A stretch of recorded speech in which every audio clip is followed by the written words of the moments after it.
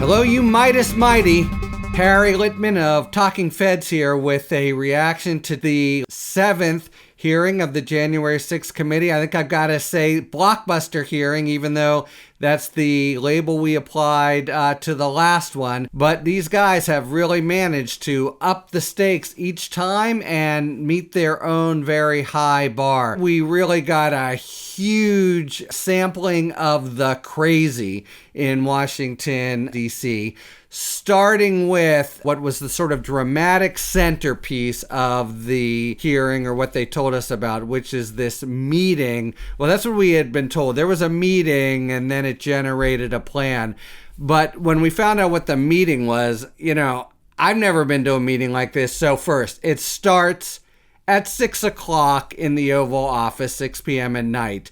It starts because some junior staffer ushers in the crazy-ass figures of Sidney Powell, Roger Stone, I think a couple others, into the Oval Office, as best I can tell, without an appointment. And one screaming fact here: where is Mark Meadows, the chief of staff, whose basic job description is not to let something like this go on?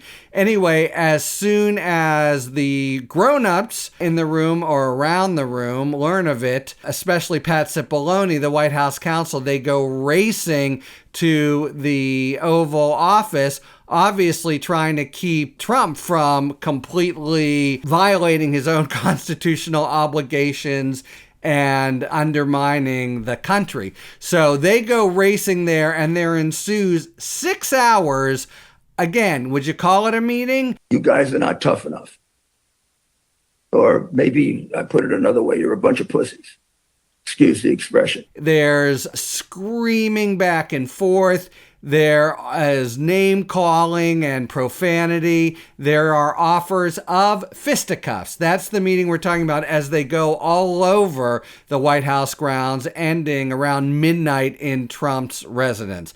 That is one crazy meeting, and we saw today some of the accounts of Sidney Powell in particular for the things she was saying with Trump at that meeting. She's wound up having her license to practice in peril because it was all a pack of lies. We're not told of much that Trump says at the meeting, except this one really important snippet. He turns to Pat Cipollone and says, well, they're giving me something, some way forward, and you're giving me nothing. Why shouldn't I just go with them? Of course, the thing they're giving him is completely unconstitutional, has nothing to do with the facts, but it's very revealing that he says at the time, just give me a way forward. I don't give a crap who it hurts, including the Constitution. All right, so that's the basic 6-hour meeting that sets this up.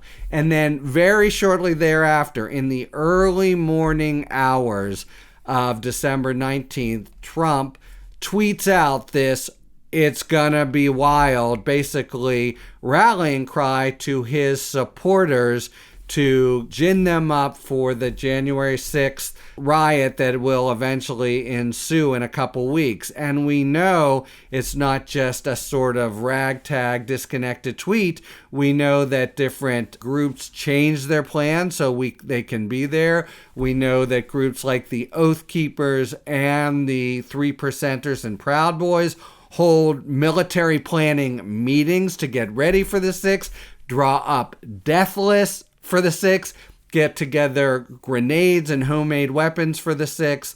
So all of this, and there was a witness that was just a regular guy, but it was sort of poignant. He said, the president told me to be there on the 6th, so that's where I went. When you arrived on the ellipse that morning, were you planning on going to the Capitol? No, we didn't actually plan to go down there. We went basically to see the Stop the Steal rally, and that was it. So why did you decide to march to the Capitol? Well, basically, the president, got everybody riled up, told everybody to head on down. So we basically were just following what he said. And in fact, he stayed through the many hours of the melee and riot until Trump told him to go home, and then he did. So he was illustrative of the point the committee wants to make, that all of this very far from some spontaneous conflagration, is the kind of work of a mad impresario, Donald Trump, who's kind of playing the violin and laughing as the flames go higher and higher. We will, in the next hearing, get an hour by hour, even minute by minute account of what he was doing. But for now, it's the connection from the 18th to the actual boots on the ground, especially of the terrorists, I think you have to call them that, the Proud Boys and the Oath Keepers who are working together. So it's an important point here in the main lesson I took from it. There are these crazy ass figures, this real sort of motley crew of rogues and scoundrels who seem to be the bad guys here, and in a way they are certainly. Mike Flynn and Roger Stone and Sidney Powell and Rudy Giuliani, not to mention flat out terrorists like Stuart Rhodes and Enrique Tarrio, who are shown kind of joining forces in order to make this happen. But the fact that these guys, I mean, there are guys like this in the country. I prosecuted terrorists when I was a U.S. attorney in Pennsylvania.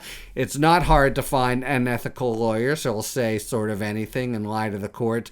But the crazy dominant fact is they are in the Oval Office or communicating with people who have Trump's ear. And it's not that they exist and are evil, though they do and they are, but that they are invested, in a sense, in these waning days of the Trump presidency with the power of the presidency itself, because Trump won't listen to anyone, any of the grown-ups in the room, and rather seizes on to them or this sort of bridge figures of Stone and Powell to do what is the only move remaining to him after everything else goes awry. That hasn't quite happened yet, but by the 6th, it surely will. And so what really comes home is we have these almost Shakespearean, toothless, picaresque, crazy figures, but it really is all at the service of, if I'm continuing with my Shakespeare analogy,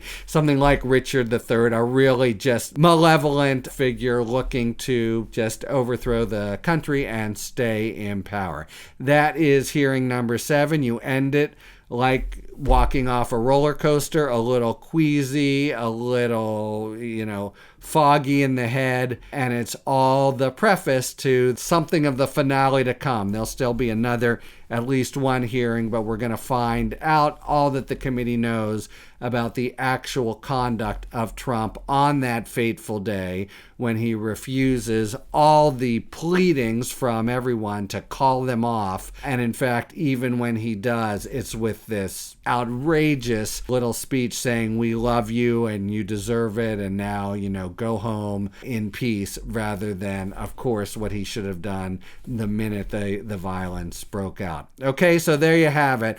A very colorful gang of crazy folks, but really it's Trump, and more Trump that's pushing the action, and it's action that comes closer than anything since at least the Civil War, and maybe including the Civil War, to actually topple the democracy and prevent the peaceful transition of power.